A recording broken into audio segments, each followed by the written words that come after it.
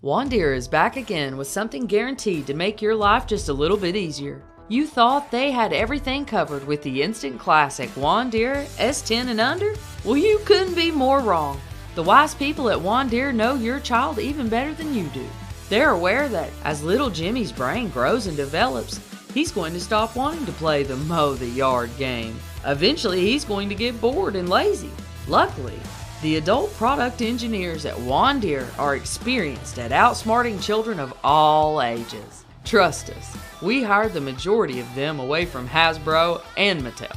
With that in mind, on sale now at all Juan Deere locations is the amazing, brand new S11 and over all yard ATV.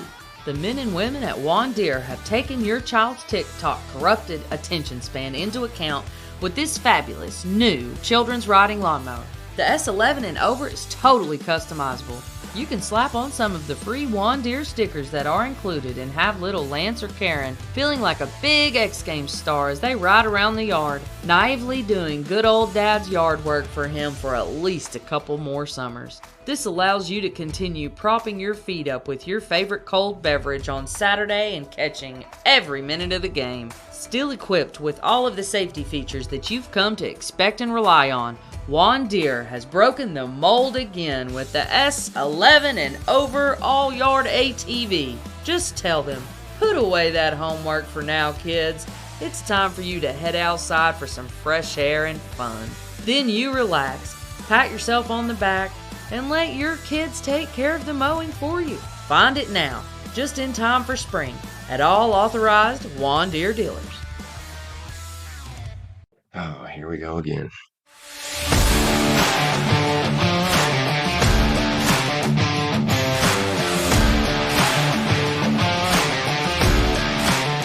Hey, everybody. Guess what? We're back again. Yeah, we're here. We're here to talk to you. We're here to even show you our faces, maybe. It all depends. Maybe. It just depends on my mood, really. I'm in charge. I'm the dad. I'm the main dad. So what I say goes. Everybody else just kind of rolls with it. Fans, family, wife, everybody just does what I say. It's great. I'm Corey, and I'm here again with my buddy Dan. Go ahead and say hey, Dan. Hey, I'm Dan. Hey, Dan. Dan is virtual today. He has some sick family, and he's working from home. So he's going to sound quite a bit different than normal. Also, we've got somebody joining us. We're going to see how this goes. But we've got a buddy of mine from way back, Sam. Go ahead and introduce yourself real quick, Sam. Hey, good evening, everybody. First of all, thank you, Corey and Dan, for inviting me on the show tonight. Hopefully I don't trip over my tongue and words and put my foot in my mouth too bad. If you do, we'll just cut it out and post. Yeah. Nobody will know. I got it. I've cut some pretty bad stuff sometimes. Things are going to be a little bit different today. And if you don't like this one, well, go ahead and just play it anyway and turn the sound down. And be sure to like it anyways, if you have that ability to still do. And definitely share it and tell everybody it was great. Just lie through your teeth and tell them that it's one of the best so far. Today, in the vein of best so far, we're going to talk about super important things. And we're going to start with our regular starting point, our daddy issue. And our daddy issue today is about the child being mean to your pets. And this is something I've read about a little bit, dealing with it and leading up to the podcast. It's not abnormal. This is something that affects quite a few children. And as I always do, I'm going to let Dan start us off. Dan, what do you got to say about this? How's your experience been with the young girl and her furry friends? Well, we started at a young age trying to teach her that you have to be nice and you have to go easy. We even went as far as taking her hand and making her pet the dog, but us making her do it because she didn't know. And we just taught her, hey, when she pulled the dog's hair or if she tried to hit it or pull the tail or whatever, we just said, hey, no, stop. And usually she would just look at you, cry, and then move on to something else. But we started real young. We have 3 dogs and a cat, and she's around all of them. So we had plenty of opportunity to teach her you can't be mean to the pets. You have to love them. And our pets most of them like to give kisses, at least the dogs do. So we would teach her, hey, go get kisses and show her that the dogs aren't mean as long as you're not mean to them. You know what I mean? Yeah, that lines up with pretty well exactly with what I've been reading. I don't want to cut you off though. Do you have anything else to add to that, or you pretty much got the chunk of it out? Yeah, I mean that's the long and short of it for me. And mine's not going to differ too very much either. But before we get to me, what about you, Sam? What's your experience with this? So we've had pets in our household for years. It's kind of traditional. You at least to have at least a cat, like a house cat. Some folks have had, some hamsters or some reptiles and dogs. By and large, just dogs and cats. And we try to teach them at an early age to kind of be respectful and mind their space a little bit when you meet the new animal. And the reason for that is, you don't want to surprise the animal. It's not something that the animal encounters very often, and you're in his territory or her territory as far as they see it. And so, when introducing, an animal to a new child or vice versa, kind of got to be respectful of that. Sometimes even tame, normal household pets and stuff like that can, have a wild animal moment and, something unsafe happen to your young one. Point being, that happened to my youngest daughter, and she was probably maybe 3 or 4. I don't know if But you it's been mentioned some time how ago. old are your daughters? Yeah, so I've my oldest is 14 and my youngest is 9. Yeah, so it's gonna be my youngest, my 9-year-old. Yeah, she backed one of our senior dogs in a hallway and shut the doors going to any kind of bedrooms or any kind of escape. And he Oh, wasn't real fond of little kids. And yeah, he took a chunk out of her thumb. And Ugh. long story short, it was an emergency room visit with a little bit of stitches and some glue and a lot of I think you learned your lesson kind of moment. So yeah. that was a teachable Damn. moment there. Yeah, if you don't want to catch a surprise, get bit or scratched or knocked down, just give animals some space or certainly give them a way to get out. Yeah. Don't back animal in the corner. So Yeah, for you, sure. for lack of a better way of putting it, you took the dog side. You weren't like, oh no, bad dogs. You got to be, you're off to the pound now. Yeah, no, I don't think that that's unfair, at least in our household, because if you do something unsafe or you do something we call like, do something stupid, well, expect to get smacked or get, yeah, you're going to learn a lesson pretty quick. It's like a hot Oh stove. You yeah. touch it once, it's going to burn you. You touch it again. Well, I guess you didn't learn your lesson. That's pretty much how we do it. As far as the child is always the instigator, so we never expect to really be hardcore about punishing the dogs or the cat if the day should come when they do something, because it's always Jackson that is being aggressive. And I don't want to cut you off or anything. Was that, like I said before, is that the chunk of yours as well, or have anything you More or want to add to less. that? No, no. I mean, just as long as you're giving the animal some space, and if it's an animal that's not people friendly or kid friendly, be mindful when you have sleepovers or parties, or your kids are having some other kind of function with mixed company around. To you might have to kind of put a baby gate up or separate the dogs from the crowd, so that way you're not paying a surprise ER bill, or having to explain to somebody's parent what happened to little Johnny, when they were over at the birthday party. Kids are made of, what do they say? Kids are made of rubber. They're pretty sturdy. Unless the animal does something like pretty traumatic, it's their fault. I don't really see anything long term consequences from, getting checked by the household pet from time to time because they got boundaries too. They have to do some teaching on sometimes too. Yeah, Right on. exactly. So, as far as I'm concerned, I guess I will start with more of the personal, the micro, as it were, because Jackson is the reason why we're talking about this. For the most part, he's just not good with the dogs at all. For some reason, he's a little bit better with Hexam than he is with Kara. Hexam being the larger dog, and I was maybe gonna that's say just that's a common little sense. weird.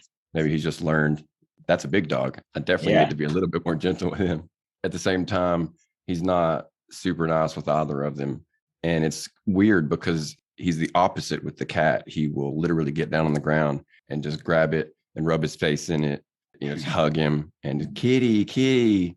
And it's weird that he is so aggressive and violent toward the dogs when he's just fine with the cat. But that did lead me to want to talk about this. And that does lead me to the notes that I made, which are going to hopefully help someone out there. Are hundreds, was it hundreds or thousands? I don't keep track of how many fans we have because we just have so many. It's like I once know. you get to so many zeros, you kind of just stop looking at that point. It's like, okay, I can't count that high. That's enough zeros. Yeah. You remember, Dan? Like, was it? It doesn't matter. No, Um, it don't matter. some One of our fans is Millions going and to get something millions. from this. What's that? Millions and millions. Oh, millions and millions. Yeah, that's why we've already got a sponsor because it's reached millions. Yeah. So one of those millions is going to get something from this. To start off, and this comes from real Google sources, this came from the internet. This isn't just something that I made up.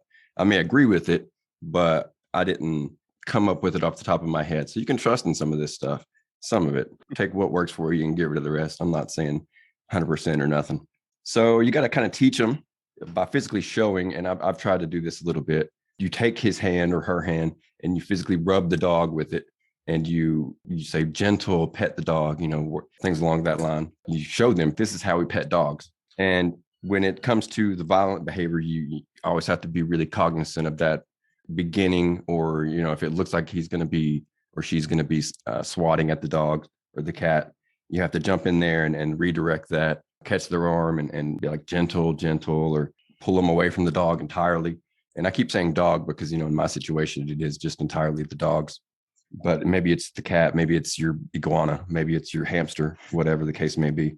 Along with the gentle petting, behavioral modification, teaching, whatever you want to call it, when they do it right, you want to heap the praise on them. You want to be really just over congratulatory, when they do finally treat the dog in the right way, because, that's how they learn. And it's better to, I feel, at least at this young age, maybe when they get older, you'll learn a little bit different. But I think at this young age, he's going to learn more from positive reinforcement than any kind of spin kick or Sparta kick or anything like that. And those have their place. Don't get me wrong. But for the most part, I think it's good job, buddy. And you did really well and things like that are going to reinforce the correct behavior. And when they do pet the dog or cat the right way, you got to be really heaping with that praise. And lastly, actually, when I made my notes, I skipped an entire page and then started writing on the back of another page. So that was awesome. I don't know why I did that. I guess just because I smoke so much all the time. Okay, so here we go. Real quickly, you don't want to yell at or punish the child. Just say no hitting, something like that. You don't want to create any kind of bad connotation between the child interacting with the animal because, it's going to cause problems down the line. Worst comes to worst, give the dog or a cat a break. Let them go. For the cat in particular, we let him go down to the basement. If it's a dog or what have you, maybe you let him do the same. Maybe you let him go outside. Maybe you put him in a different room, let him chill. Maybe they go to grandma's house because grandma really loves your dogs. Who knows? Whatever works best for you. Moving on, spend time with the pets when possible without the child. The child goes to bed at night. Be sure to really cuddle those pets and let them know, hey, we still love you. And even though the child has gone crazy on you day after day, we appreciate you being sane and you're still part of the family and blah, blah, blah. Also, you want to let the child help with feeding. I think one of you might have mentioned this. You want to let him help with feeding. Jackson, when we leave, we will tell Hexam to go to his home and he will walk into his cage and Jackson has started to give him treats to, I guess, reward him or whatever. I don't know why he's doing it. I guess more just because he sees me doing it. I'd do it to reinforce the behavior of go to your home when I'm talking to Hexam.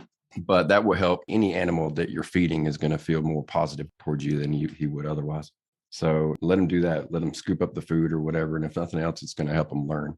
Let's see. Maybe you got a stuffed animal that you can practice with. That might help. That's just something that I saw reading through the different ideas and techniques. I've not tried that. We do have a stuffed animal that's like a dog, like a small dog that we call Woofy. Jackson calls Woof Woof. It is an animal that it's like a wolf, and he does seem to show an attachment to that. But I don't see any way that interacting with it has affected his interacting with the real pets in a positive way. It's just a stuffed animal to him, I guess. But at the same time, maybe that's what they are, just moving stuffed animals. Lastly, as we sometimes say for other topics that we talk about, don't hesitate to seek professional help if you need to. Maybe you can get some extra training for the dog or what have you, whatever, maybe you talk to your vet. There are other people that know more than I just learned in a quick Google search. And even though you've had the animals for however long, there are other more qualified people to tell you techniques and ways of dealing with things if your child's just not learning or just not getting over this violent phase. Take it from there. Don't do anything drastic, like just immediately get rid of the dog. Go through that, take out whatever you think might work and run with it. And hopefully it helps out. You can have yourself a gentle, happy, furry, loving family. I guess since I was last, unless anybody else has anything to add to that, we'll go on from there. No, I'm good. All right. I figured I pretty well covered everything that could be said at that point, combined with what you guys had been saying. So, yeah, now we move on to a popular segment. I'm not going to say it's everyone's favorite. I know I do that. It's not necessarily everyone's favorite. It's somebody's favorite, I'm sure, as they all are. It's Future Dad. It's where we talk about things that we will encounter one day and how we plan to deal with those. It's another reason that we brought on our third dad. We are interviewing him in more ways than one. He has older kids than us, so he has, experienced some of these future dad situations and can give a firsthand account of how he actually did deal with it and how it did work or did not work. Whereas we're just going to tell you, okay, this is what we will do, probably barring some change. But a big part of being a dad is worrying about the future and worrying about how you're going to encounter and deal with certain things. So it seems to be fitting in a podcast for dads specifically. So this time around, I'm going to get crazy and we're going to let our new guest host, Sammy, what do you got to say about fitness, which is our future dad topic today? How are you going to, or did you keep your child fit and healthy? So, just to give you a little bit of backstory for myself, was I had started my dad journey back in 2009, about March 2009. So I think at that time I was still trying to make the transition from a government or military lifestyle to a civilian lifestyle, because I'd put my boots in the closet for the final time back in 2009, and that was the reason why. It was because I wanted to be a present father. I wanted to be an active participant in the raising of my children. And I think having a healthy lifestyle that you can share, or a healthy influence that you can have on your kids, was going to pay off for them in the long run. And just to give you a little bit of example of what I mean by that is, if you say you're outside playing and you got a school age kid that's probably more attracted to maybe video games or something on the TV, or maybe even like a mobile device if you have them in your home. Just incorporating, or getting their participation with some outdoor activities, getting them to help you a little bit with like some chores, carry some sticks or move something over here. And then share like some experiences of what you did through the day if they were in school, or just a current topic that they're interested in, to kind of divert their attention a little bit away from the things that they were trying to indulge in. Like I said, the electronics, the TVs, the video games, mobile devices, and the indoor activities. And so just doing something like that is a good, healthy influence you can have on the kids. And sometimes they even just want to shadow you, even if you're a health enthusiast yourself, and you're in the gym. Sometimes your kids want to go there. They want to hang out with you and spend time with you. They want to ask questions. They want to explore. They want to, get that experience. My youngest daughter, she will come and sit in the gym with me from time to time, or if I'm on a treadmill or what have you. My oldest daughter, when she was a little younger, she would too from time to time. Or if I didn't have anybody at the house, that could sit with the kids for a little bit, I just bring them to the gym with me, and it was okay with the owner. Using those for an example of some healthy fitness ideas, or some influences that you can try out for your own children yourself in your own home, if it fits, if it's part of your lifestyle, or something that you can incorporate later on. So like I said, some kids want to work out, some kids want to exercise and do outdoor activities. You can make the boring things even fun. Even if you're moving dirt from one pile to another pile in your backyard, you can have like wheelbarrow races or foot races with the kids, or see who can throw the dirt clod the farthest, things like that. Put a spin on it. Try something different. Speak to them on their level, on a level that they can understand, or something that's going to kind of appeal to them. I'm not saying you have to trick them, or you got to use a silver tongue with them or anything like that. Speak to them and communicate with them on, like I said, on a level that is more their frequency, if that makes sense. So it's kind of some little tidbits of information from a future dad, that you may kind of incorporate that too. And when maybe in a later time or a later episode, we could talk about, how age groups react differently to certain activities that they used to enjoy or don't enjoy anymore, because hormones and their interests have changed, or, they're just flat tired of something. They don't want to do it anymore. A lot of that you see in the sports community. A lot of that you also see in like high school or junior high bands and just organizations.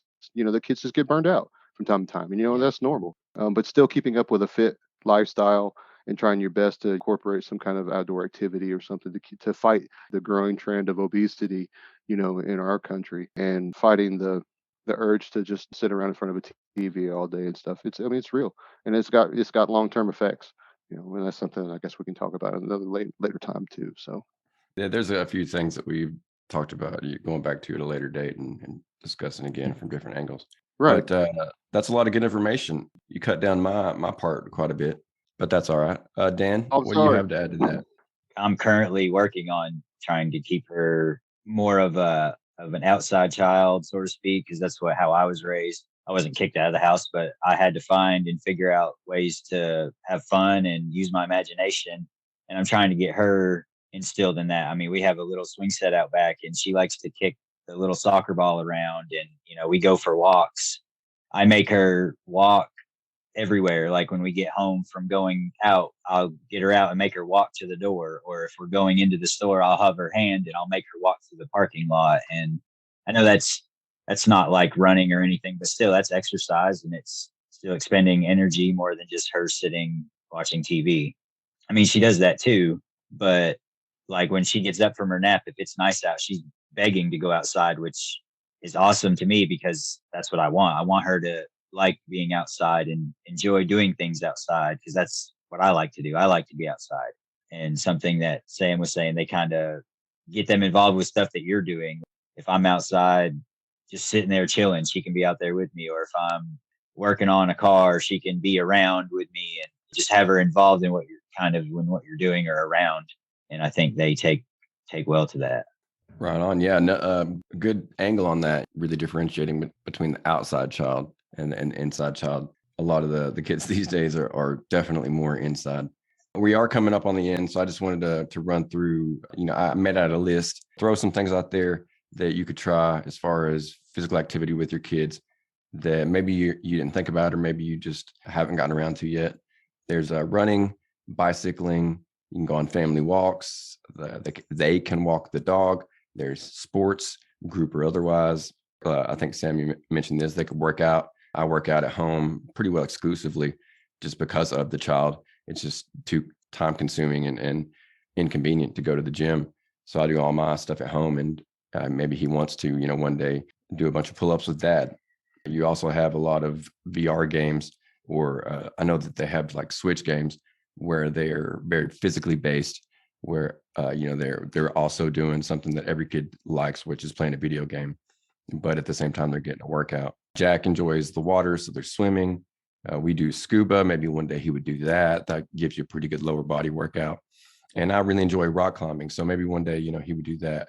But just a few things that maybe you thought about. Maybe one of those was new to you, but those are all things that may or may not work in regards to keeping that kid healthy and happy. So that's going to bring us up here toward the end. And I did have a quick Dad of the Week. I just wanted to give the Dad of the Week award to Superman. I don't know if you guys keep up with this, but he recently adopted 2 more kids. I'm not going to get into it for time purposes, but that's 3 now that he has. The man's just a super in more ways than one. Thank you, Superman. Here you go, the Dad of the Week. I'm going to come up with some sort of sound for that where we insert it, and maybe just applause or something, who knows. But just to signify our intense appreciation of the Man of Steel and just the great dad that he is and the great job he does. That's going to bring us to everyone's true favorite segment here, and the way we like to end every episode, and that's with our dad joke from Dan. And we have to get that in. If we don't do anything else, we've always got to go to the dad joke. So Dan, what do you got for us today? All right.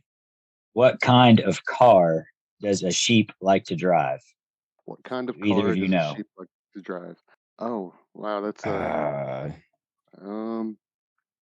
don't know. What do you got? What's the I answer? got nothing. A Lamborghini. A Lamborghini. Man. Yeah. I was thinking it was going to be Ba something. I was like, Ba what? Ba Ford, Ba Nissan. I got nothing. Like another like a good one. Saab. Another Yes. wonderful dad joke. Like a Saab. Yeah. That was a good joke. Right on. So we do appreciate Dan always coming strong with the dad jokes. One day he's going to start writing his own. He'll probably just slip them in. You'll never even know they came from him. But we do appreciate you guys joining us once again. And we hope that you are able to deal with the abrupt change in audio that occurred from week to week. And we will be back to more of a regular sound soon when Dan comes back into the studio, so to speak. And hopefully you're happy with Sam. He sounds kind of normal to me. I don't know how I sound. I'll find out later on when I'm editing this, and it comes to find out I'm terrible and I sound like a woman, and I have to scratch the whole thing and delete it. But we'll, cross that bridge when we get there. If you haven't already, please like, please share, please review. I went on iTunes. We don't have like any reviews on there, but most people don't listen on there anyway. So I guess that's not a big surprise. We would be more Spotify heavy than anything else. I guess if you feel like dropping us a message or something, you can do that through the podcast page. They have the rating or the question or the messaging or whatever. I've been messaging a few podcasts here lately, usually heaping praise, but one particular podcast that I used to love now sucks my asshole just clear as shit, and I had to let him know. I had to let him know that it wasn't any good anymore. I was very kind. I was very, very gentle in my wording, but I don't know. I'm not going to unfollow, but I'm not going to give him my full attention anymore. I'm very disappointed. Very, very disappointed. It reaches a point where there's just too many voices. You can only have so many hosts on a show. Too many new voices. Yeah, especially new voices. Like you just drop a whole bunch of new voices again and again. Like even for dedicated fans, you just like you got 3 or 4 new people all of a sudden, and you're just like, who are these people, and why should I care what they're saying? And overkill, and it just burns you out. And hopefully you didn't get that from us adding one more person. Depending on how this comes out, we're gonna see again. And next week for you guys, we are going to have more of somewhat of an interview with just me and our new guy Sam here. Dan is going to be taking care of other business, and we're going to get you out more of an interview type of podcast, first ever. And we hope that you enjoy it. We hope it goes well. We'll see. And other than that, I want you guys sign off, and then I'll end us afterwards. All right. I'm Dan, and thanks for listening. I'm Sam. Thanks for having me as a guest spot. So exciting. I can feel the energy in the room. Hey, we hope that you feel it too. We do appreciate it. And we will check you later. Check you later.